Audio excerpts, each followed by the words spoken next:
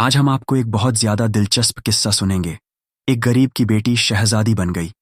यह बहुत ही दिलचस्प कहानी है, तो आप इसे आखिर तक ज़रूर देखिएगा।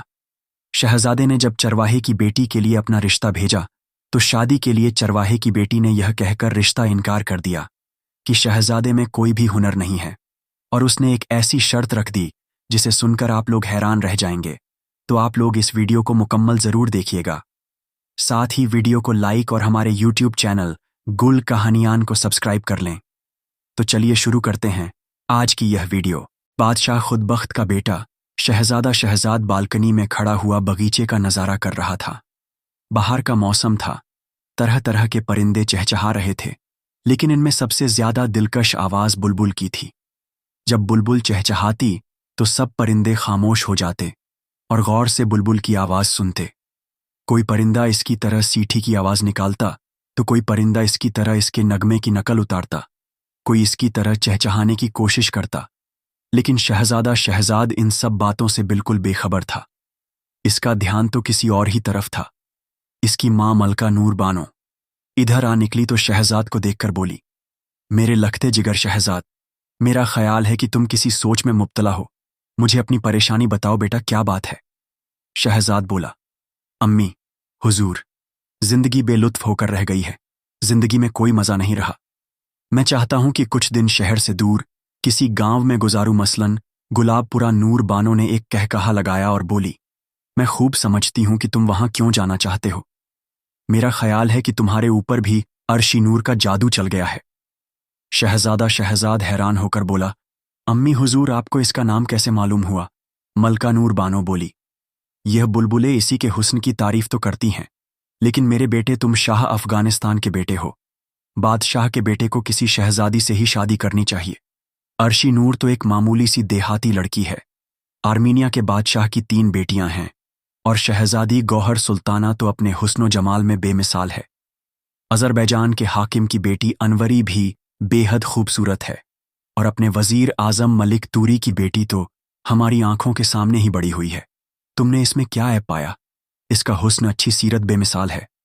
शहजाद बोला, अम्मी हुजूर, मैं सिर्फ अर्शी नूर से ही शादी करना चाहता हूं। यह कहते ही शहजादा शहजाद बगीचे की तरफ निकल गया।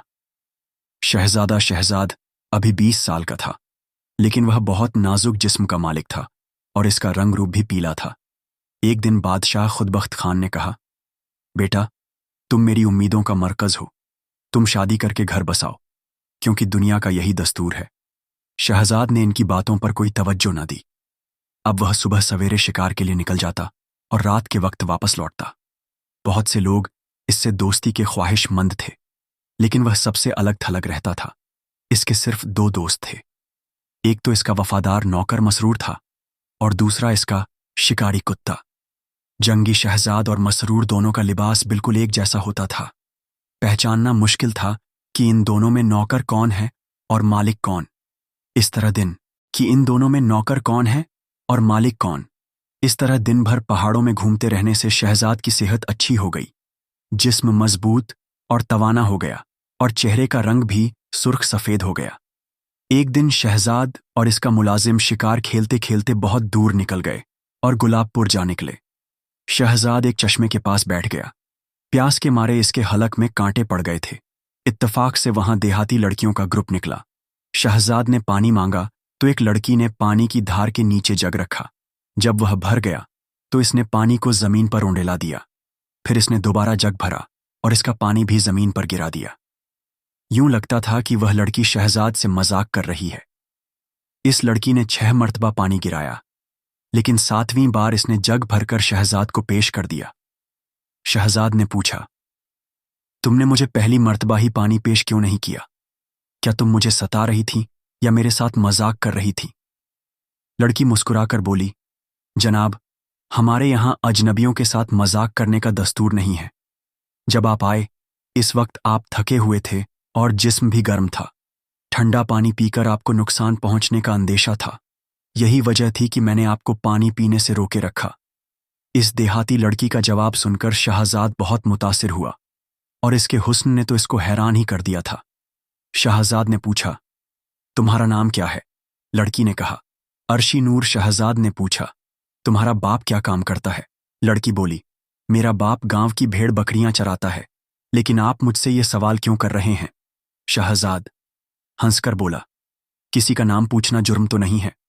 अर्शी नूर बोली, अगर नाम पूछना जुर्म नहीं है तो फिर जनाब अपना नाम भी बताइए, और यह भी कि आप कहाँ से आए हैं और क्या काम करते हैं। शहजाद बोला, अभी इस बात को राज ही रहने दो। जब मुनासिब वक्त होगा तो मैं तुम्हें इन सवालों का जवाब दे दूंगा। अर्शी नूर बोली, बहुत अच्छा, अब तो मेरा जग मुझे लौटा दो। अर्शी नूर ने शहजाद को अलविदा कहा और वहां से चली गई।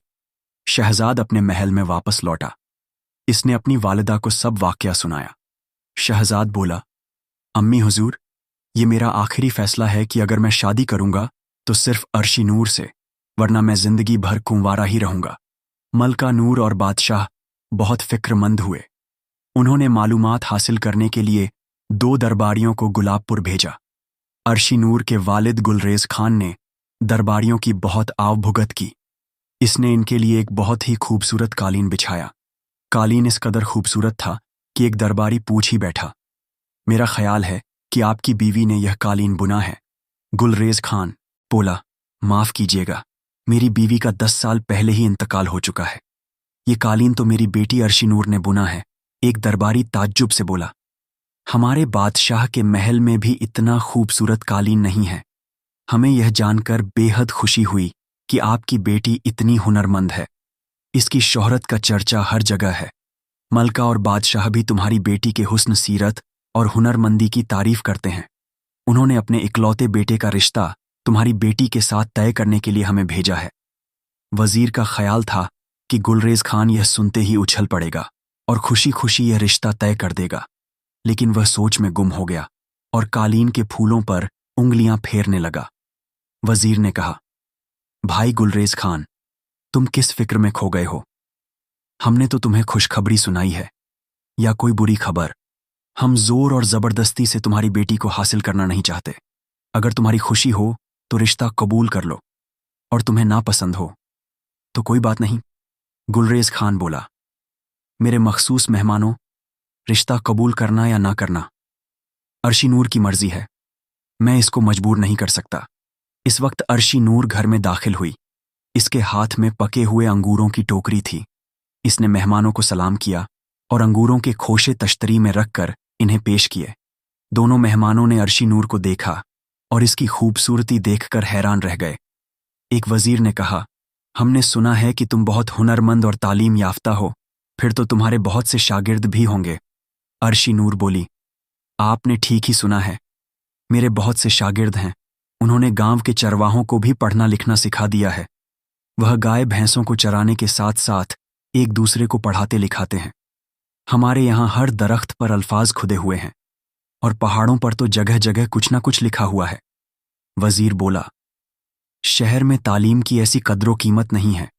लोग सुस्त हैं और पढ़ाई से दिल चुराते हैं। अगर तुम हमारे साथ चलो तो वहां भी तालीम आम हो जाएगी। एक वजीर ने अर्शी नूर के सामने रेशम के कपड़े और जेवरात रख दिए और बोला, ये तोहफे बादशाह खुशबख्त ने तुम्हारे लिए भेजे हैं। अर्शी नूर ने पूछा, बादशाह ने मुझे इन तोहफे का अहल कैसे जाना? वजीर बोला, हमारे बादशाह के बेटे शहजाद ने तुम्हें चश्मे पर देखा था, तब से वह तुम्हारी तारीफ करते नहीं थकता। बादशाह ने तुम्हारा रिश्ता शहजाद के लिए मांगा है।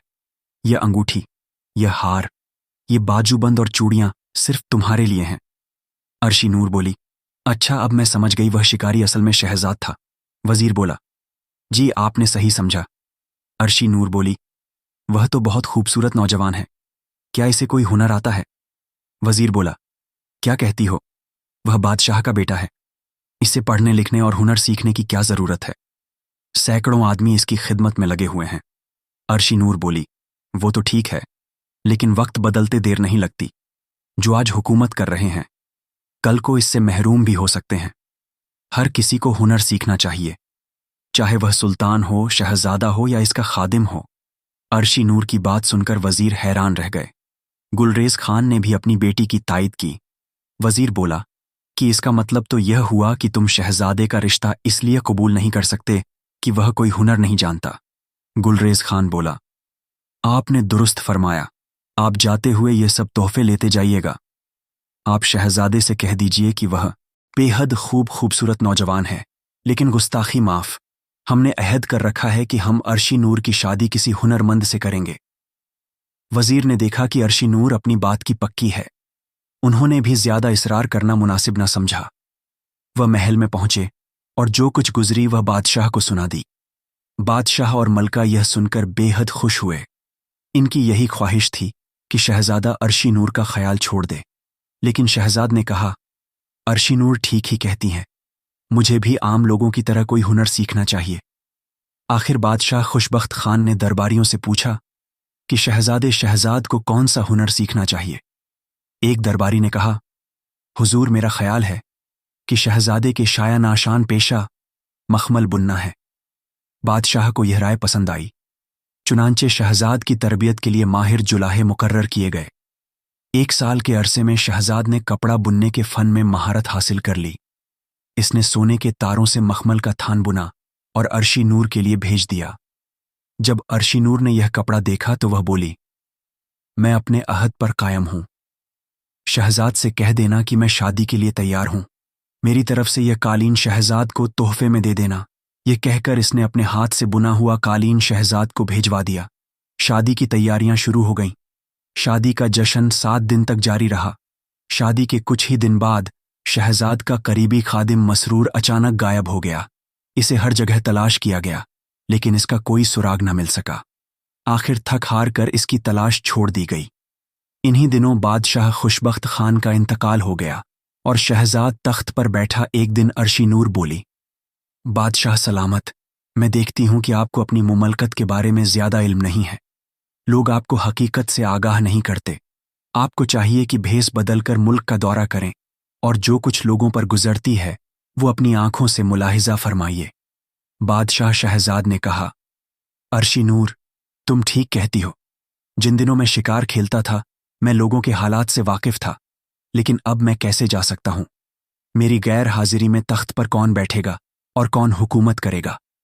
अर्शी नूर बोली, मैं हुकूमत करूंगी और किसी को कानो कान खबर ना होगी कि आप महल में मौजूद नहीं हैं। शहजाद ने कहा, ऐसा है तो मैं कल ही सफर पर रवाना हो जाता हूं। अगर 20 दिन के अंदर अंदर मैं वापस ना लौटूं तो तुम समझ लेना कि या तो मैं मर चुका हूं या किसी मुसीबत में गिरफ्तार हो गया हूं। बादशाह शहजाद ने एक किसान का रूप धरा और मुल्क में घूमने फिरने के लिए निकल गया। इसने बहुत सी नई नई बातें सुनी और देखी। आखिर एक दिन वह घूमता फिरता शहर फिरोजा में जा पहुंचा। शहर फिरोजा एक गूंजा आबाद शहर था। शहर के दरमियान में बाजार और शहर से बाहर बहुत से कारखाने थे जिनमें सैकड़ों कारीगर काम में मसरूफ रहते। एक दिन शहजाद चौक में बैठा हुआ था। इसने लोगों का एक हजूम देखा जो एक जईफ आदमी के पीछे पीछे चला रहा था। लोग इसके सामने से रास्ता साफ करते जाते और कालीन बिछाते जाते ताकि इसका कदम जमीन पर ना पड़े। शहजाद ने एक शख्स से पूछा, यह बूढ़ा शख्स कौन है? वह शख्स बोला, ताज्जुब है, आपको पता नहीं है, यह शख्स हमारा बहुत बड़ा दरवेश है। इसके पांव के नीचे कालीन इसलिए बिछाते हैं कि कोई कीड़ा मकोड़ा कुचला ना जाए। दरवेश चलते चलते थक गया था। इसके अकीदतमंदों ने इसके लिए कालीन का ढेर लगा दिया। दरवेश कालीन पर बैठ गया और आराम करने लगा। शहजाद लोगों को धकेलता होता हुआ रास्ता बनाकर आगे बढ़ा ताकि वह दरवेश तक पहुंचकर इसे करीब से देखे और इसकी दानिशमंदाना बातें सुने। दरवेश की नज़र बहुत तेज थी। इसने शहजाद पर नज़र डाली और फौरन ही पहचान गया कि यह शख्स बहुत दूर दराज से आया है। दरवेश ने पूछा कि तुम कौन हो और इस जगह क्यों आए हो? शहजाद ने कहा, मैं दूर दराज शहर का बाशिंदा हूं, काम की तलाश में इधर आ गया हूं। दरवेश ने कहा, मेरे साथ चलो, मैं तुम्हें रोजगार भी दूंगा और तुम्हें तनख्वाह भी माकूल दूंगा। शहजाद ने सर हिलाकर रजामंदी जाहिर की। दरवेश ने अपने मुलाजिमों से कुछ कहा तो वह सब मुख्तलिफ सिमतों में रवाना हो गए। कुछ देर के बाद वह तरह तरह के सामान से लदे फंदे वापस लौटे। फिर बड़ा दरवेश उठा और अपने डेरे की तरफ रवाना हुआ। शहजाद इसके पीछे पीछे चलता रहा। आखिर वो शहर की फसील के दरवाजे तक जा पहुंचे। दरवेश ने अपने पीछे आने वालों को दुआ देकर रुखसत किया। इसने एक चाबी से दरवाज़ा खोला। बाहर बड़ा सा मैदान था। इसके दरमियान में एक इमारत बनी थी। यहां पहुंचकर मुलाजिमों ने सामान जमीन पर रख दिया। दरवेश शहजाद को और इसके साथियों को डेरे के पीछे की तरफ ले गया। इसने एक जमीन के नीचे बने हुए रास्ते की तरफ इशारा करके कहा कि तुम इस रास्ते पर चलते जाओ। जहां यह रास्ता खत्म होगा वहीं तुम्हारे लिए रोजी और तनख्वाह का इंतजाम है। वह एक सुरंग थी। जो ही शहजाद और इसके साथी सुरंग में दाखिल हुए तो दरवेश ने दरवाज़ा बंद करके ताला लगा दिया। वह बहुत परेशान हुए, लेकिन अब इस सुरंग में चलने के सिवा कोई चारा नहीं था। वह सब बहुत देर तक चलते रहे।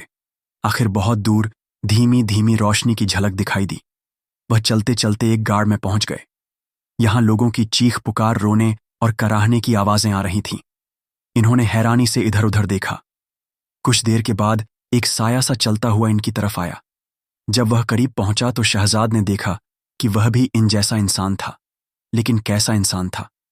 इसका जिस्म सूख कर ढांचा हो गया था। आंखें अंदर को ढसी हुई थीं। चेहरे की हड्डियां उभरी हुई थीं। इसने सिसकियां लेकर रोते हुए कहा, तुम मेरे पीछे पीछे आओ, मैं तुम्हें सब कुछ दिखा दूंगा।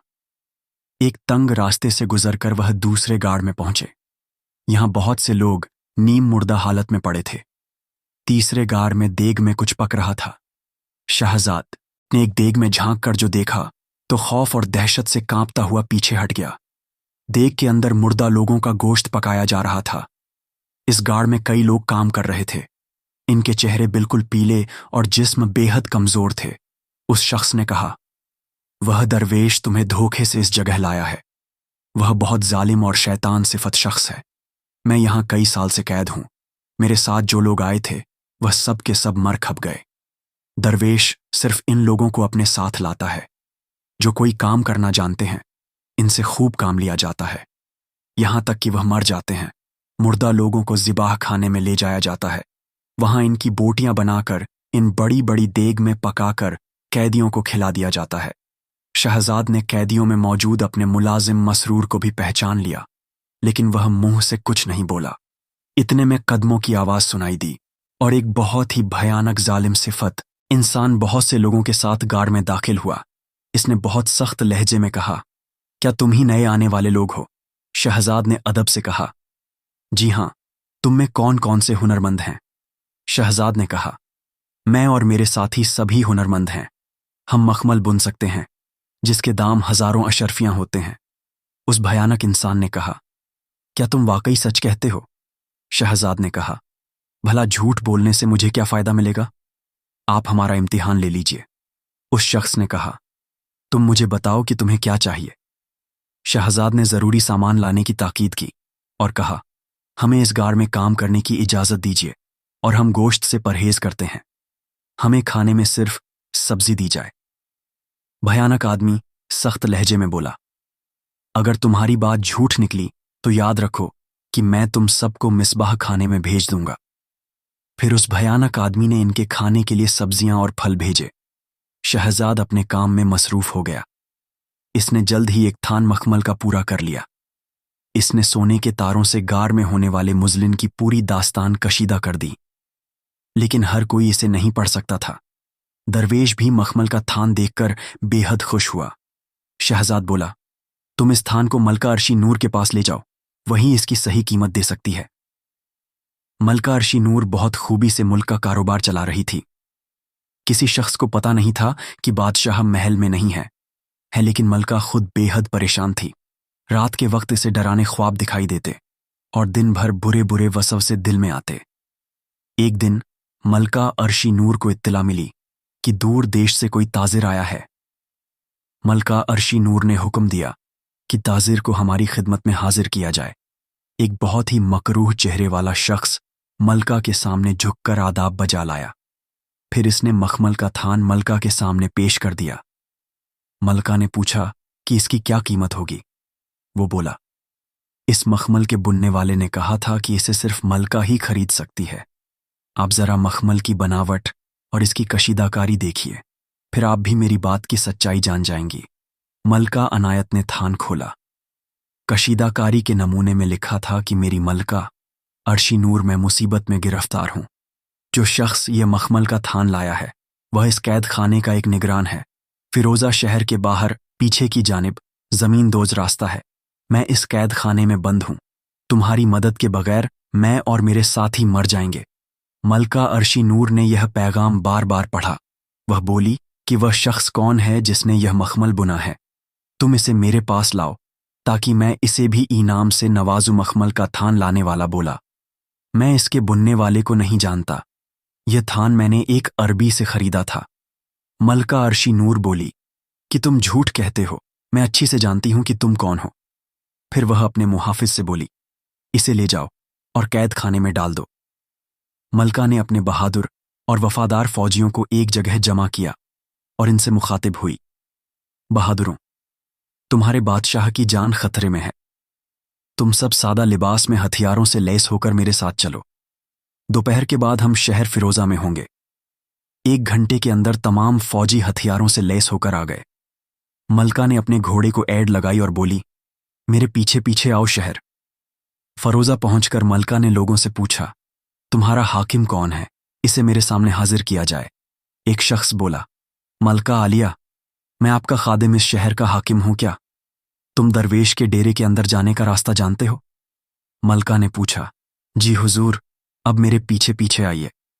हाकिम इन्हें उस जाली दरवेश के डेरे तक ले गया। वह समझा कि यह लोग उसके डेरे का मुआयना करने के लिए आए हैं। इसने लोहे का दरवाज़ा खोल दिया। उसी वक्त मलका के फौजी डेरे के अंदर घुस गए और वहां मौजूद उस बहरूपी दरवेश और उसके अकीदतमंदों को चुन चुन कर कत्ल करने लगे। लोग दहशतज़दा होकर यह मंजर देखते रहे। मलका अर्शी नूर फौजियों से बोली, तुम मेरे साथ आओ, मैं तुम्हें दिखाती हूं कि यह शैतान सिफत शख्स क्या करता रहा है। यह कहकर वह उनको डेरे के पीछे ले गई और गार का दरवाज़ा तोड़ने का हुक्म दिया। फिर इसने गार के अंदर कैद लोगों को बाहर निकाला। इनकी हालत बहुत खराब थी। यूं लगता था कि जैसे मुर्दे कब्रों से बाहर निकल आए हों। वह बहुत मुश्किल से चलते हुए बाहर आए। अंधेरे में रहते रहते इनकी आंखें अंधेरे की आदी हो गई थीं। तेज रोशनी में इनकी आंखें चुंधिया गईं।